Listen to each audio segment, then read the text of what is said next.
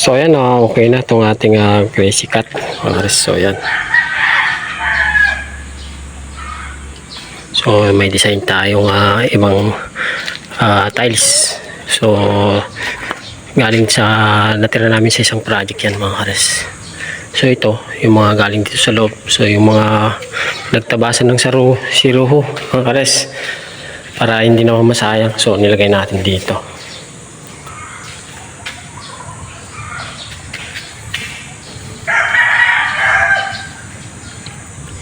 So ganito gawin nyo mga kares para hindi masayang yung mga mga basag. Oh, ayan, ganda.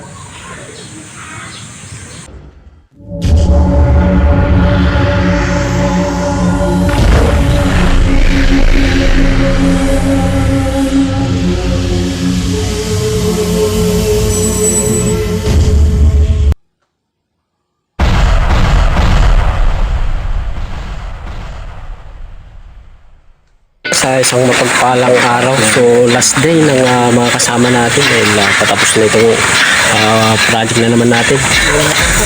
So update lang tayo.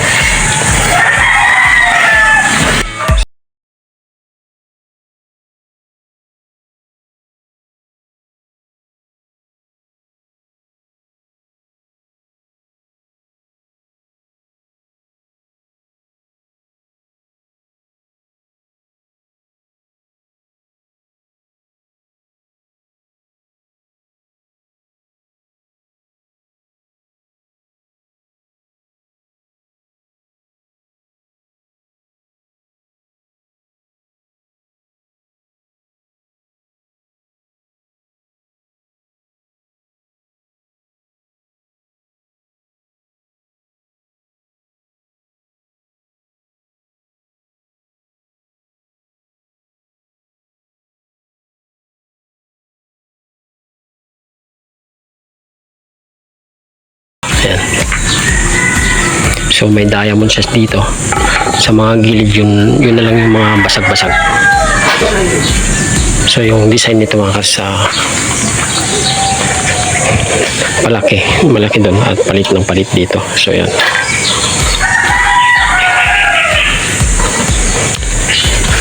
So yung technique dito mga kares, set up na yung mga pinaka-diamond niya. Ayan. Punuin mo dapat yan ba? Pag okay na itong mga naiayos na itong mga diamond niya, pinaka-diamond niya mga kares, tsaka na lang tayo maglalagay ng mga basag-basag. So unang-una mag-layout tayo. So nakuha natin yung klebe nito. So nagtansi tayo mga kares. So mga nyo mamaya magkakabit tayo ng mga basag-basag para hindi naman masayang. So si Tatang, yung masipag nating labor mga kares, last day. Ito yung pinakamasakit na bahagi mga kares. Yung finish, matatapos na yung project natin. So si paring may naglalagay na siya ng ABC grout. So ito yung ginawa ko mga kares na kinantuan ko na lang na 45. So yan. So nag 45 ako. So isang araw ipapakita ko paano ko tinabas ito sa 45. So mayroon pa akong konting gagawin doon. So abangan nyo po yung paggawa ko dito sa altar. Yan. Natapos ko lang ito kasi dalawa na lang kami matitira dito mga kares kasi wala nang gagawin yung iba. So yung mga design nilang nitong mga poste. Yan.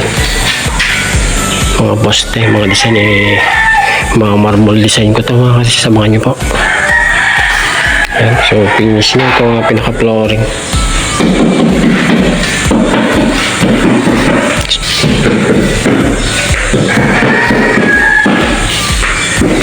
So ito muna yung ibablog natin mga kares para hindi naman masayang yung mga basag-basag na tiles. So hindi po maiwasan yan yung magkaroon ng mga basag. Yan.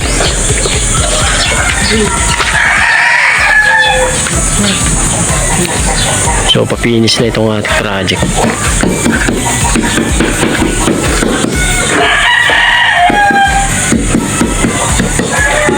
So abangan nyo po yung pipinturahan ko yung pinaka simentong kahoy na design na yun.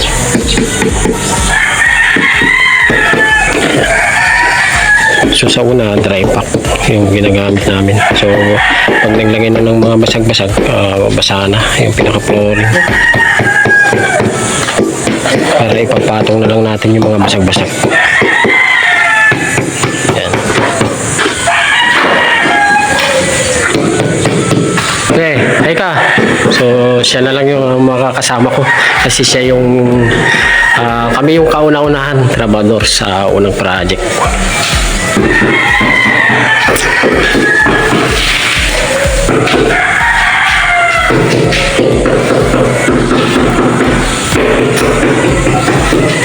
So ayan, mga res, trabaho na.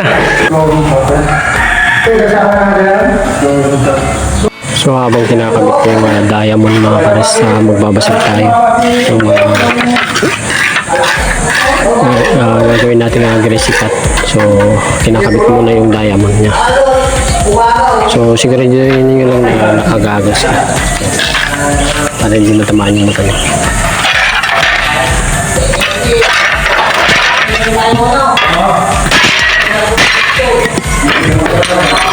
So kahit ganito lang kaliliit, makalas yan.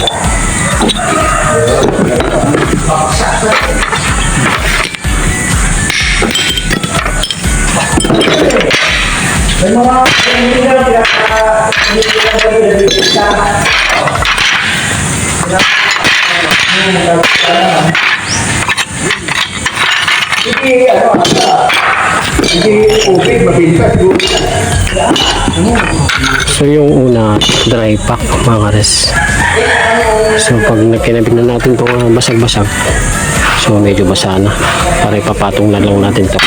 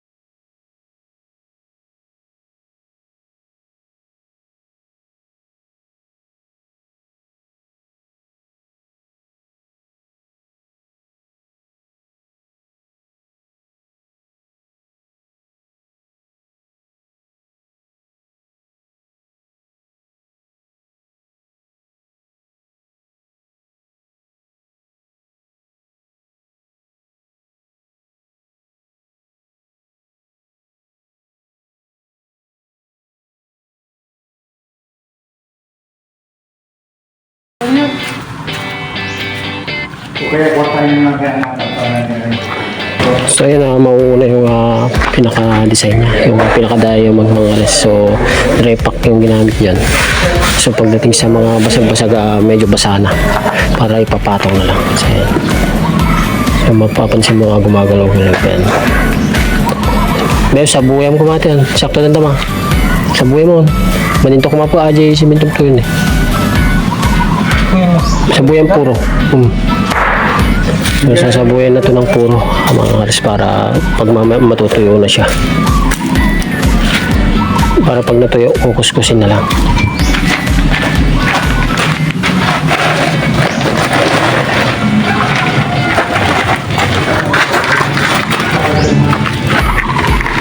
Yan. Okay. Hanggang po.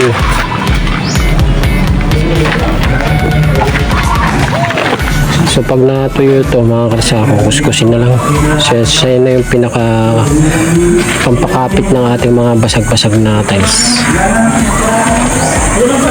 So mamaya papakita ko pag kukuskusin na. Yung naman kailangan yun. Kuskusin. Nakalimot na tayo sa tikado doon. Mali o. Ano ba yung naman ko pala?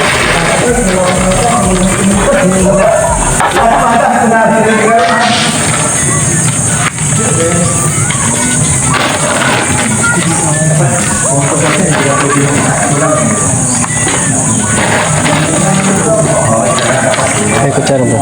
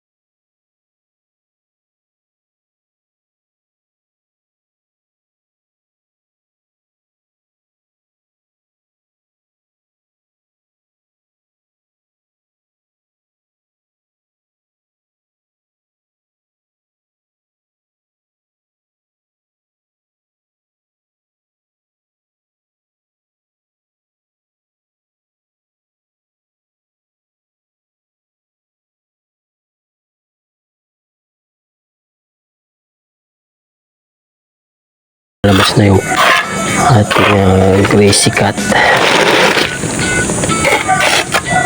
Yan, di ba? Kasi yung mga kulang dyan na dadagdagan na lang natin. So yan mga.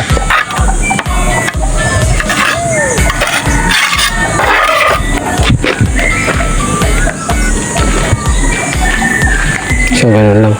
So punasan, pag natanggal na natin lahat, pupunasan natin ng basang hapon mga hares yan. So yan, nakumpleto na mga hares. So ito yung napunasan. So pag natuyo yan mga hares, maganda yan. So kuskusin lang natin to. Pag medyo basa, sabuyan pa natin ng puro.